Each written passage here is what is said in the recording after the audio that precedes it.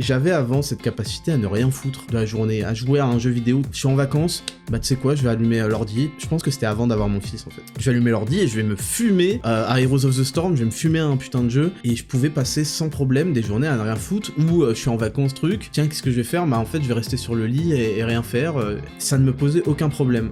Aujourd'hui ça m'est impossible parce que je prends plus de plaisir à avancer vers mes objectifs que je prends de plaisir à rien foutre. En fait, j'ai même associé ça à du négatif.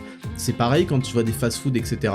Mon cerveau a appris à associer ça à quelque chose qui m'éloigne tellement de ce que j'ai envie d'être, de ce que j'aimerais faire, de ce que j'aimerais être. C'est tellement des pas en arrière qui sont horribles. Et je veux dire, c'est pas quelque chose qui peut venir comme ça, c'est quelque chose qui vient forcément d'expérience. J'ai eu de nombreuses expériences. Je vais vous prendre un exemple que tout le monde comprendra, c'est dans la diète par exemple.